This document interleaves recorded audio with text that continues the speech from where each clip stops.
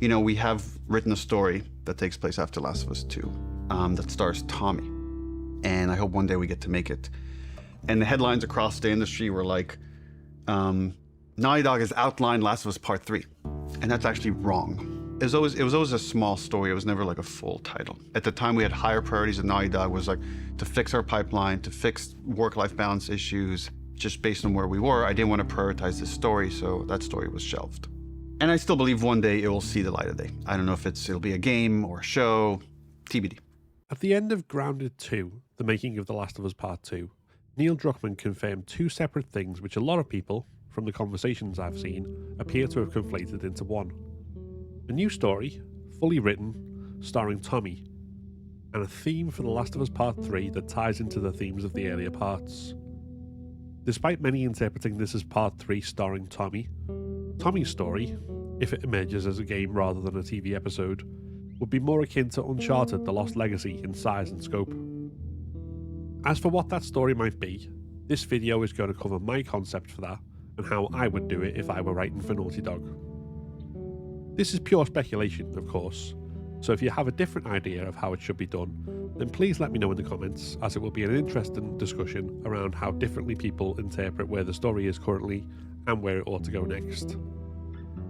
For me, the story taking place after the events of Part 2 means that the Tommy we're seeing in the game is older, embittered by his experience in Seattle and likely further by the knowledge that Ellie didn't kill Abby in the end. He's also blind in one eye and walks with a limp, meaning that in a game the prospect of combat for him is minimal, unless we go into flashback territory. And this is where I think the story could get interesting.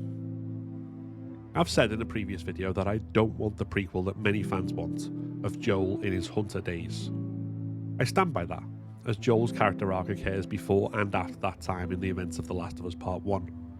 So there's no serious prospect of character growth for him, and therefore a lower prospect of a compelling character story of the kind Naughty Dog is known for. But I did also say that a prequel focusing on Tommy might be a different matter, and some of that could well play into this Tommy spin-off story. The Tommy we met in Part 1 was a man who explicitly rejected Joel's brutal survival-first worldview in favour of a greater idealism.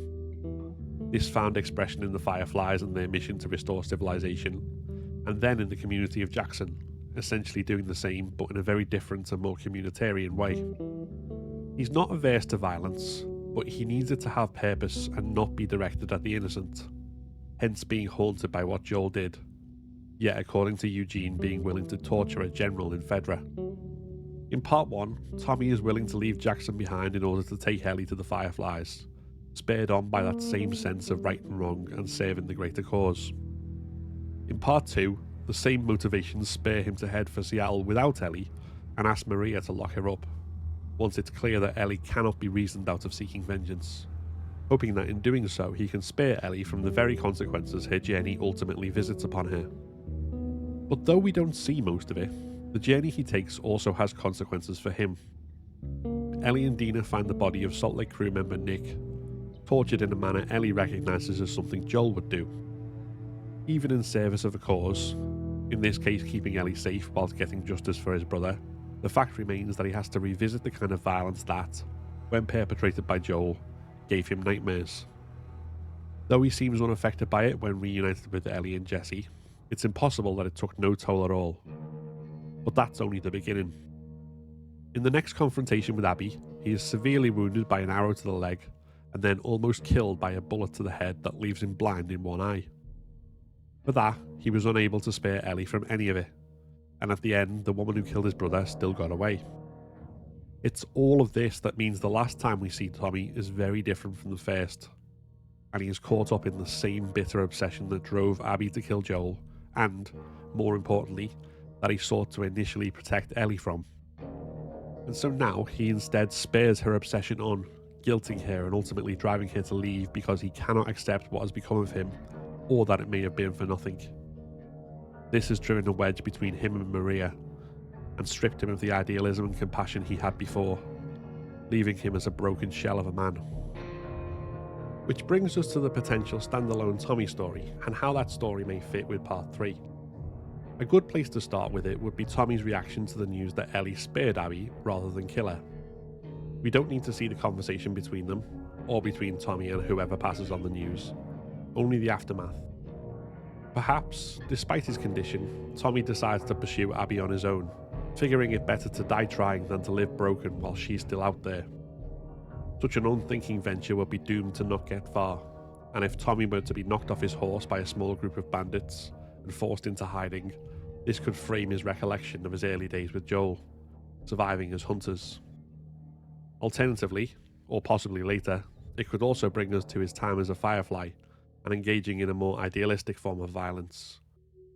Both recollections could be contrasted against Jackson, where people live in peace and produce and trade goods, building something positive rather than just killing and dying.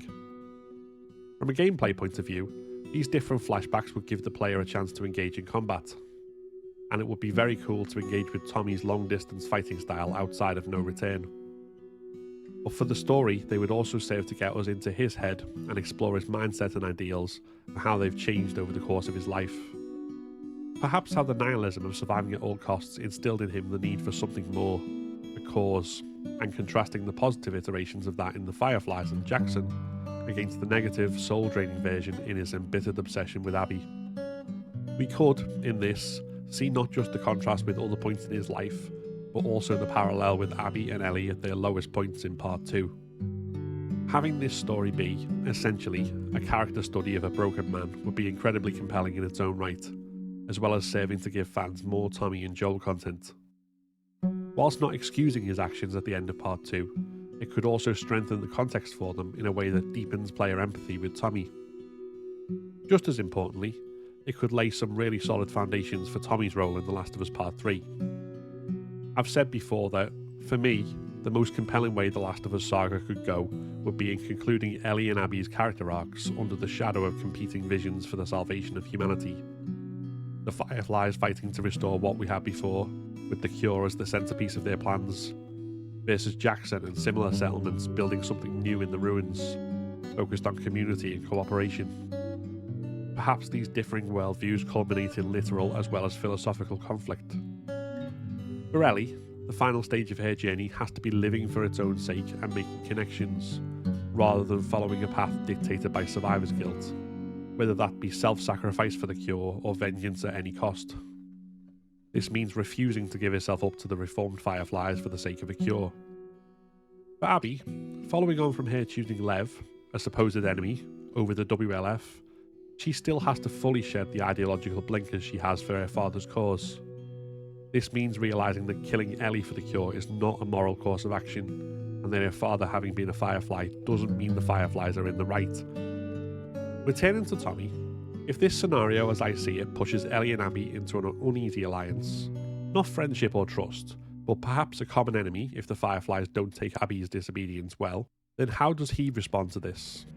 In any scenario, this tests his loyalties, given what Abby did and his former Firefly affiliation. Does he turn on them, and by extension Jackson? Does he reveal their location? And if so, does he stand by his actions to the end, or does he show regret and try to stop the Fireflies, despite the fatal risk? In Tommy's standalone story, he could somehow escape the bandits under his own steam and decide to return voluntarily to Jackson after reflecting on his past. Or he could be rescued by townsfolk, who forcibly bring him home for his own safety, with him still vehemently protesting and trying to go after Abby. Either of these endings to his story could be a clue as to how he might act when his loyalties are tested in Part 3, or they could be a misdirection. In any case, having so much hinge upon Tommy, who has been on his journey in the background for so long, mostly out of the player's view, would give us so much to explore in terms of his character, Joel's past and legacy, the conclusion of both Ellie and Abby's journeys, and the fate of humanity in this broken, brutal world.